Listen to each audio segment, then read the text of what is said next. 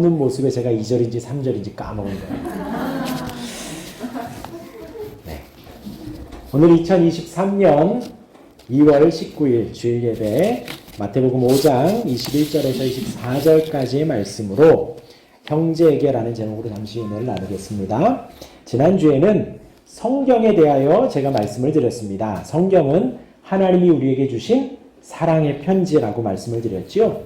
온 세상의 창조주가 되시고 우리를 만드신 하나님께서 우리로 하나님의 사랑과 하나님의 사랑 가운데 살아가라고 영원히 살으라고 주신 말씀입니다. 그 말씀은 처음부터 우리에게 사랑으로 전해졌고 예수님이 하나님이 이스라엘 백성들에게 전할 때도 사랑이었고 예수님이 오셔서 그 사랑의 절정을 보여주신 것입니다. 성육신이지요. 그리고 공생애를 살아가셨습니다. 십자가에 죽으시고 부활하시기까지 그 사랑을 증거해 주셨습니다. 그 말씀은 지난주 말씀에 1.1획도 없어지지 않고 다 이루어진다 하였습니다. 작은 부점 하나도 획 하나도 하나님의 말씀이라는 것입니다. 그래서 제가 인생의 목표를 삼으라고 말씀을 드렸죠. 성경을 처음부터 끝까지 반복적으로 읽으면서 하나님이 날 이렇게 사랑하시는구나 느껴야 합니다. 또 혼자 골방에서 성경을 보면서 회개의 눈물을 흘려봐야 합니다. 또 성경책을 보다가 시계를 보니 벌써 1시간 지났구나. 나는 그렇게 성경에 한번 푹 빠져봐야 합니다. 그것이 우리의 인생의 목표가 되기를 바랍니다. 우리의 기도의 제목이 되기를 바랍니다. 마지막으로 예수님이 우리에게 의가 바리새인과 서기관보다 나아야 한다고 말씀을 드렸습니다. 그들보다 조금 나아야 된다가 아니라고 말씀을 드렸죠. 그들과 완전히 다른 의를 가져야 된다 했습니다. 오직 예수 그리스도로 말미암은 의, 오직 하나님의 믿음, 하나님이 주신 그 믿음으로 말미암은 의, 그로 말미암은 선한 행실을 가져야 그래야 천국에 들어가야 한다라고 말씀을 드렸습니다. 하나님의 말씀을 보며 예수 그리스도를 발견하고 말씀을 보며 하나님의 사랑을 느끼고 말씀을 보며 선한 행실로 살아가는 저와 여러분들 되길 바랍니다. 오늘은 그 다음 말씀입니다. 살인하지 말라에 대한 예수님의 말씀이죠. 오해하시면 안 됩니다. 이 예수님이 살인하지 말라라는 말씀을 주신 것은 그 하나님이 말씀하신 예전의 말씀을 폐하려고 하신 것이 아닙니다. 대체하려고 하신 것도 아닙니다. 완전하고 완성하려고 오신 것입니다. 이제부터 하시는 예수님의 그 해석이 그 율법을 예수님이 수정하려거나 예전의 말씀이 부족하니 더 채우고 더 바꾸려고 하신 것이 아니라는 거예요. 새로운 사상과 해법을 제시하려는 것이 아니라 예수님 말씀하시는 것은 하나님이 애초에 주셨던 그 생명의 말씀, 영생의 말씀, 그 하나님의 법칙을 하나님의 순수한 의도를 보여주시려는 것입니다. 여태까지 서기관들과 바리새인들이 했던 불필요한 해설과 불필요한 군더더기 겉모습을 벗겨내려는 거예요. 그래서 유대인들이 그들이 잊었던 오해하고 있었던 그 율법의 참뜻, 하나님의 참뜻을 보여주려는 것입니다. 말씀을 이어가기에 앞서서 예수님이 이제 살인하지 말라는 말씀을 주셨습니다. 그 배경, 예수님이 언급한 그 말씀은요, 출애굽기의 말씀입니다. 출애굽기 20장 13절의 말씀, 우리가 오늘도 봉독한 10계명 중에 하나이지요. 말씀의 흐름은 10계명의 흐름은 하나님을 사랑하라는 것입니다. 그리고 우상을 만들지 말라는 것이죠. 또 하나님이 제정하신 안식일을 거룩하게 지키라는 것입니다. 그렇게 하나님에 대한 계명을 지키고 사람에 대한 계명을 시작하면서 부모를 공경하라 하였습니다. 네, 중요하죠. 따라하겠습니다. 부모를 공경하자. 네, 우리를 낳아주시고 키워주신 분이죠. 부모를 잘 공경해야 합니다. 가장 가까운 분입니다. 배우자보다도 먼저죠. 그러니까 먼저 계셨다라는 것입니다. 또 자녀들보다도 또 먼저 되신 분입니다. 그러니 부모를 우리가 공경해야 합니다. 그러니까 대인 계명, 사람들에 대한 계명의 제일 첫 번째 언급한 게 부모를 공경하라는 거예요. 그리고 이어서 살인하지 말라라고 하신 것입니다. 이는 이제 히브리 동사로 보면 이 살인이라는 것은 계획적인 또 고의적인 것을 말을 하는 거예요. 그러니까 이제 이어가기 전에 이제 약간의 이제 곁들일 말씀을 드리면요. 이제 이 살인하지 말라라고 하니 살인의 무기가 되는 총과 칼을 들면 안 된다라고 주장하는 사람들이 있어요. 그래서 군대를 나는 안 가겠다라는 이단들이 있지요. 그런데 이제 우리가 기억할 것은요. 우리가 나라를 지키기 위해서 군대를 갑니다. 혹은 지역의 질서와 치안을 돌보기 위해서 경찰이 있죠. 그들은 도둑과 강도범 또 우리나라를 침범하는 적군들을 멸하기 위해서 그들이 있는 것입니다. 그렇게 전쟁에 있고 현장에 있으면서 이 계명을 부득불간에 어길 수가 있다는 거예요. 하나님의 율법은 그 부분까지 정죄하는 것이 아니라는 것입니다. 아까 말씀드렸죠? 히브리 원어에는 계획적인, 고의적인 살인을 말하는 거예요. 그렇기 때문에 이 살인하지 말라, 이것 때문에 군대도 가지 않겠다. 성경의 원리, 하나님의 뜻과는 거리가 먼 것입니다. 그래서 군대를 가야 합니다. 알겠죠? 군대를 꼭 가야 됩니다. 국방의 의무를 다해야 됩니다. 그것이 율법을 어기거나 하나님의 뜻을 거역하는 것이 아니라는 것입니다. 이어서 이제 당시에는 이제 계획적인 고의적인 살인이 있었다라는 거예요. 출애굽기하기 전에도 모세가 태어날 때에 애굽의 왕은 모세가 태어날 때에 남자 아기들을 다 죽이라 하였습니다. 왕의 명령으로요. 어린아이들을 다 죽이라는 것이죠. 그 어린아이들이 무슨 죄가 있다고요? 무슨 잘못을 했다고요?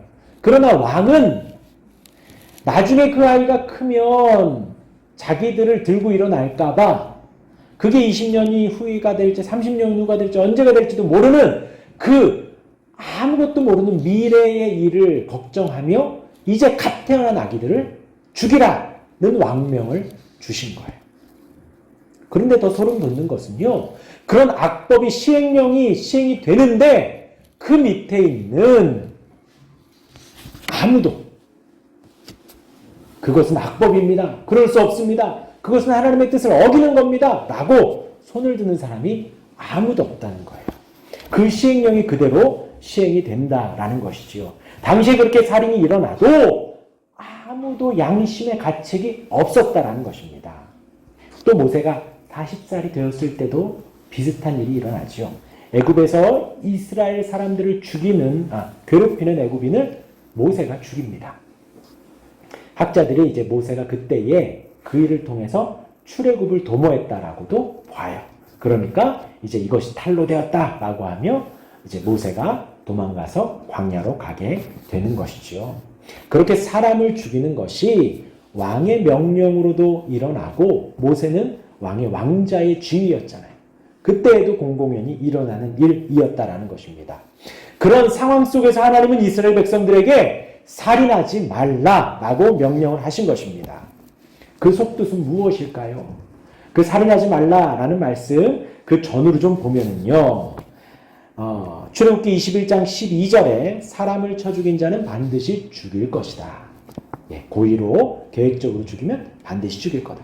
또 14절에 보면요. 사람이 그의 이웃을 고의로 죽였으면 너는 그를 내 제단에서라도 잡아내려 죽일지니라. 그러니까 이때 당시에는요. 재판을 받는 사람이 마지막 항소, 자기 항변을 하기 위해서 제단에 들어와서 제단을 잡게 되면 그 재판이 잠깐 연기가 되고 그 사람에 대한 형이 잠시 멈추는 그런 관행이 있었는데, 그런 명령이 있었는데 그를 내 제단에서라도 잡아와라. 누구를요? 이웃을 고의로 죽인 사람. 그런 사람은 항변하고 항소할 수도 없다라는 거예요. 무조건 잡아가라는 것입니다. 15절에는 자기 아버지나 어머니를 치는 자는 반드시 죽일지니라. 부모에 대한 계명이지요. 또 16절에는 사람을 납치한 자가 그 사람을 팔았든지 자기 수하에 두었든지 그를 반드시 죽일지라. 납치하지 말라는 것입니다. 17절에는 자기 아버지나 어머니를 저주하는 자는 반드시 죽일지니라. 예. 부모님에 대하여서 저주하고 안 좋은 마음을 갖고 그러한 것은 살인죄와도 같은 그런 형국으로 둔 것입니다. 이러한 율법을 하나님이 말씀하셨어요. 고의로 사람을 죽이지 말아라. 부모에게 함부로 대하거나 치거나, 요즘 말로 패륜이지요. 그러지 말라는 것입니다. 그러한 자는 반드시 응당한 대가를 치른다는 거예요. 하나님께서 출애굽한 이스라엘 구원하신 그의 백성들에게 온 세상 사람들 중에서 택함 받은 이스라엘 사람들을 향하여서 율법을 주시고 그러한 규칙을 주신 거예요. 그것이 바로 하나님의 뜻과 하나님의 말씀이라는 것입니다. 곧 사람에 대하여 절대적으로 고의적으로 죽이거나 치거나 하지 말라는 것입니다. 그 시작이 바로 부모이지요. 부모를 저주하거나 함부로 말하거나 때리거나 폭행하지 말라는 거예요. 하나님이 이렇게 말씀하신 것은 이스라엘 백성들에게 부모를 공경하라는 거죠. 치지 말아라. 살인하지 말아라. 저주하지 말아라. 그 이전에 먼저 공경하라는 것이죠. 또 이웃에 대하여도 때리지 말고 살인하지 말아라. 그 이전에 뭐요? 공경하고 화해하고 잘 지내라는 것입니다. 서로 사랑하고 서로 존중하고 서로 친하게 지내라. 생명을 중시하고 이웃을 공경하라는 그 하나님의 마음이 담겨 있는 것입니다. 다시 오늘 본문으로 와서요. 예수님이 하시려는 말씀이 바로 그것이라는 거예요. 우리 21절, 22절 우리 같이 읽어보겠습니다. 시작.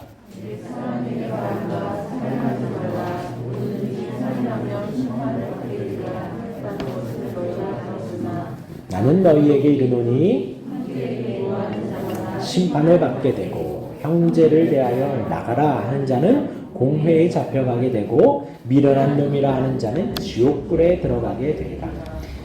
예수님이 살인하지 말라. 여기는 단순히 하나님의 목숨을 해하는 것만 들은 것이 아니라고 설명하시는 것입니다. 이 말씀의 본뜻은 살인하지 말라는 것은 형제에게 노하지도 말고 분노하지도 말라는 거예요. 또 라가라는 말은 바보라는 뜻이에요. 라가, 바보. 그리고 좀 더 풀어 말하면 너는 머리가 비었다. 머리가 비었다. 라고 하지 말라는 거예요. 너는 어리석다. 또 포함이 됩니다. 너는 미련한 놈이다. 또 포함이 되는 거예요. 누구에게요? 형제에게. 그러니까 주 안에 같이 있는 저와 여러분들 우리 안에서 그러지 말라는 거예요. 친구에게 그러지 말라는 거예요. 그럼 여기서 우리는 또 한 번 더 악한 생각을 합니다. 자, 미련한 바보라고 하지 말아라. 저주하지 말아라. 욕하지 말아라. 그럼 우리는 그래요. 마음속으로. 다행이다. 나는 욕한 적이 없는데. 난 다른 사람을 비난한 적도 없는데. 분노하지도 않았는데. 사실 이런 사람이 있어요. 살다 보면. 그렇죠?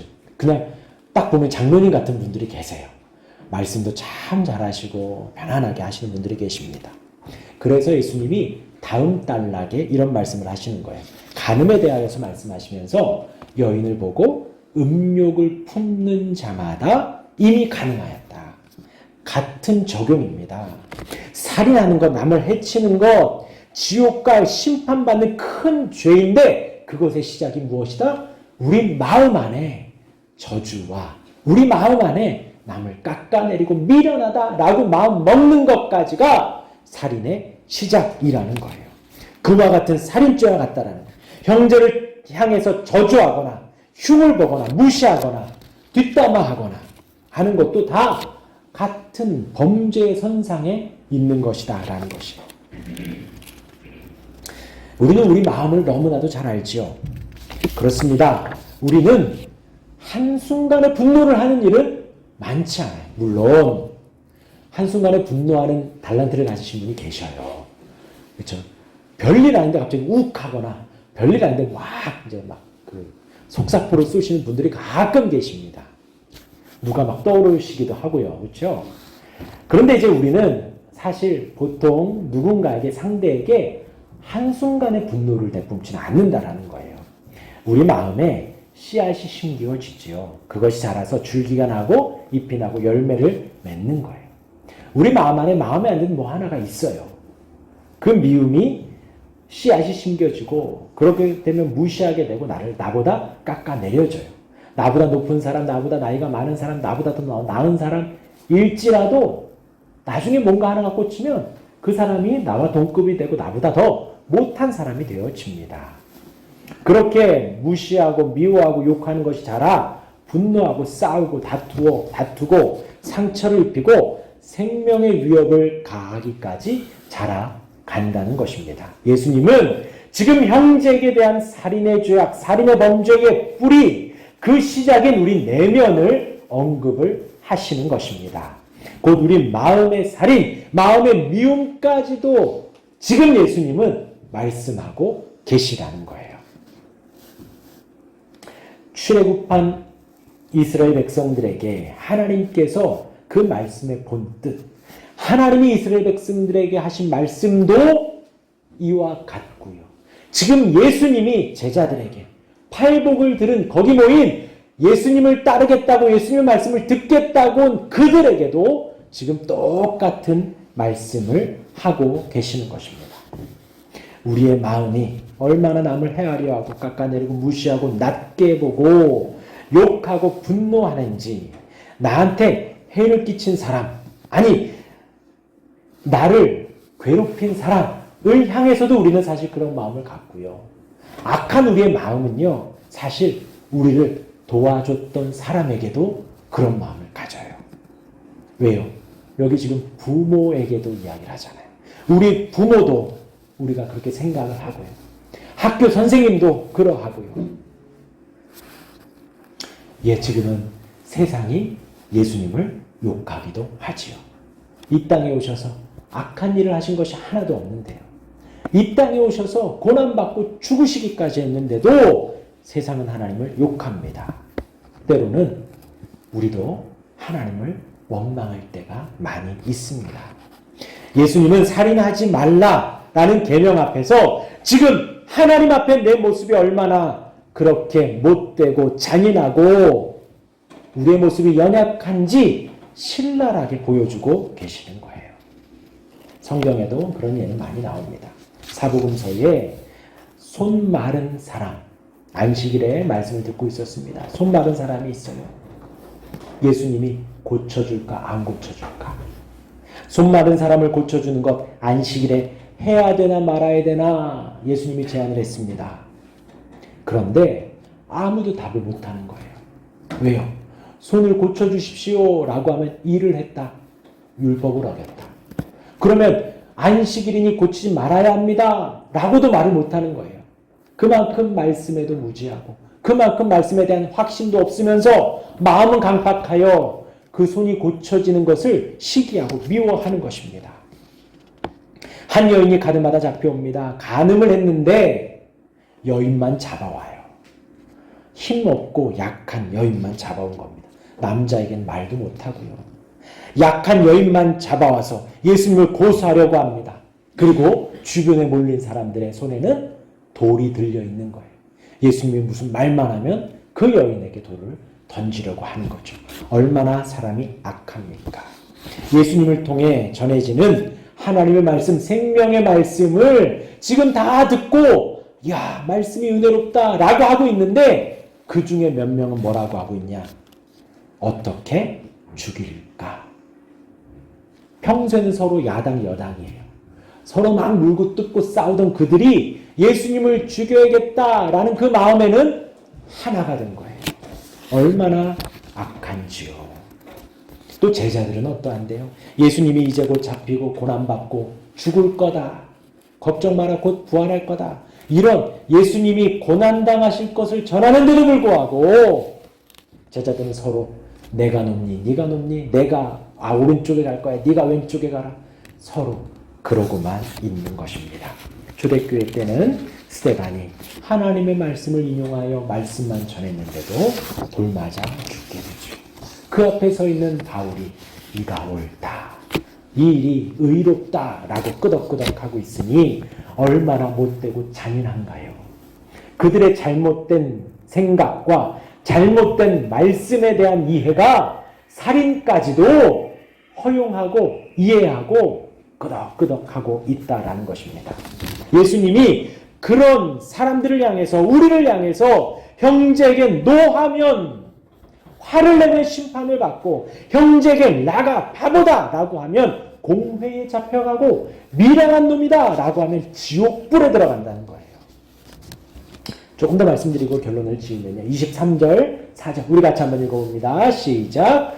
그러므로 예물을 제단에 드리려다가 거기서 내 형제에게 원망 들을 만한 일이, 예물을 제단 앞에 두고 먼저 가서 형제와 화목하고 그 후에 와서 예물을 드리라.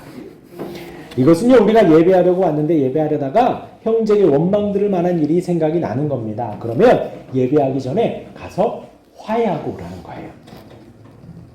우리 마음이 꺼림직하거나 혹은 내가 실수했나? 그 사람이 좀 언짢을까? 그 사람 마음이 좀 상했을까? 라고 할 때가 있죠. 그때 가서 화해하고 오라는 거예요. 우리 하율 씨 가만히 계세요. 하율이가 상처를 받았을까? 라고 하면 가서 화해하고 와서 예물을 마저 드리라는 것입니다. 그런 일들이 생각나고 느껴지면 예배도 중요한데, 예배만큼 중요한 것은 사람들과 화해하라는 거예요. 화목하라는 것입니다. 예물을 제단 앞에 두고 먼저 가서 형제와 화목하라. 예. 지금 우리는 괜찮아요. 생각났어요. 옆 동 가면 되잖아요. 그렇죠? 옆 라인 가면 됩니다. 생각났어요. 그러면 우리 한번 내일 모레 다시 만나면 돼요. 근데 이때에는요, 예루살렘에 모여요. 60km, 200km 떨어진 곳에서 그 유월절을 지키기 위해 몇 날 며칠 걸어온 사람들입니다. 그런데 그들이 예물을 제단 앞에 드리다가 생각이 나면 다시 가라는 거예요. 멈추고. 예수님이 지금 그만큼 하나님을 예배하는 것 중요하지, 그만큼 화해하는 것도 중요하다라는 것을 예수님이 강조하시는 거예요. 그리고 25절과 6절 우리가 오늘 읽지는 않았지만 오늘 본문 말씀이 포함이 되거든요. 25절과 6절은 더합니다. 제가 읽어드리겠습니다.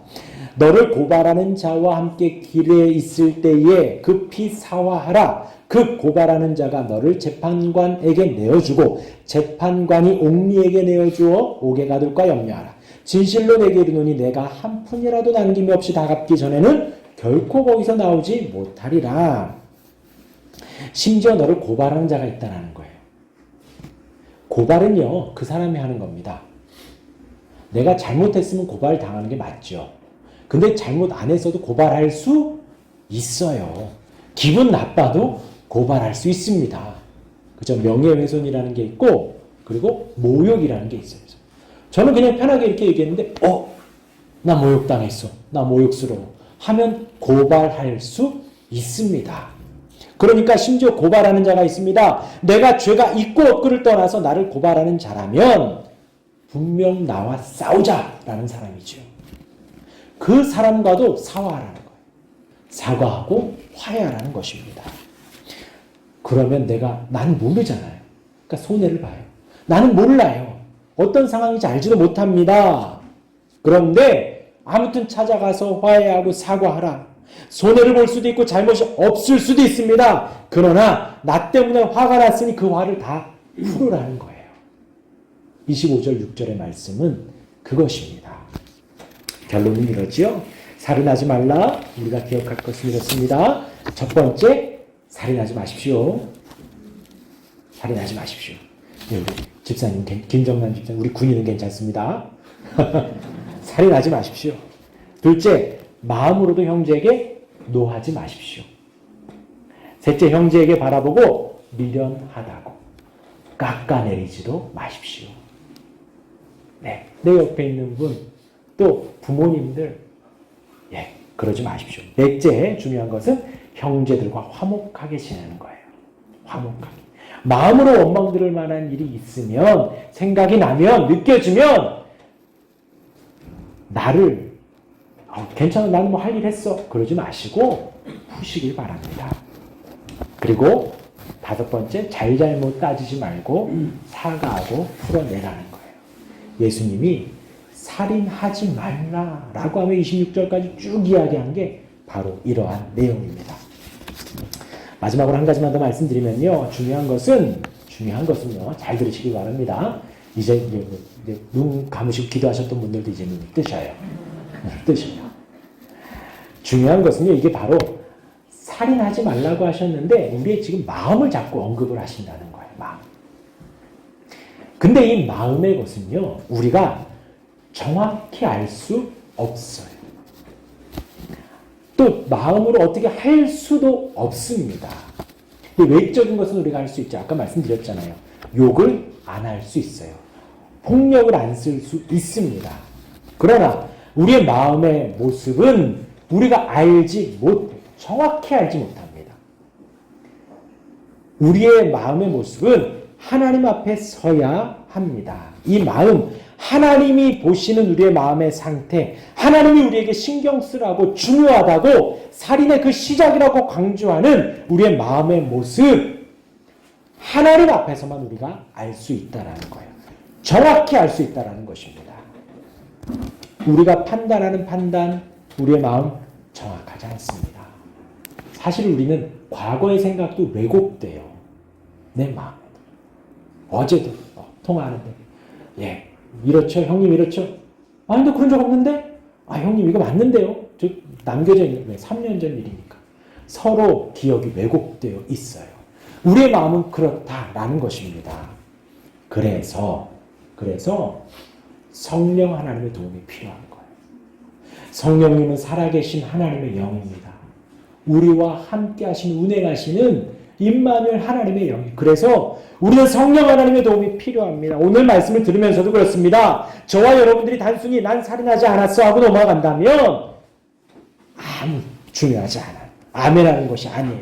하나님 앞에 우리의 민낯이 완전히 드러나는 것입니다. 말씀 앞에 내가 얼마나 추악하고 살인자이고 더럽고 인정머리 없고 악하고 잔인한 사람인지 하나님이 우리에게 보여주시고 알려주시고 성령 하나님이 우리에게 가르쳐 주셔야 우리가 알 수 있다는 것입니다. 그래서 우리는 강구해야 합니다. 살인하지 않도록, 형제에게 노하지 않도록. 마음은 막 화가 나는데 얼굴로 웃는다고 노하지 않는 것이 아니지요. 우리 마음으로 화내지 않도록, 형제에게 미련하다고 하지 않도록, 깎아내리지 않도록, 내가 무시하지 않도록 도와달라고 기도해야 합니다. 더 나아가서 형제와 화목하도록 기도해야 합니다. 원망 들을 일을 보여주시고 내가 손을 내밀 수 있도록 용기를 달라고 우리가 기도해야 합니다. 혹은 내가 조금 손해보더라도 사과하고 풀어낼 수 있다면 사과할 수 있는 용기를 달라고. 우리의 마음밭이 형제에게 진심으로 마음으로 사랑하고 형제에게 화목하고 형제에게 손해를 감수하고도 손을 내밀 수 있게 해달라고 하나님을 의지하고 간구하고 기도하고 간절히 구해야 합니다. 이러한 은혜가 저와 여러분들에게 우리에게 충만하길 주님의 이름으로 축원합니다. 아멘. 우리 기도하겠습니다.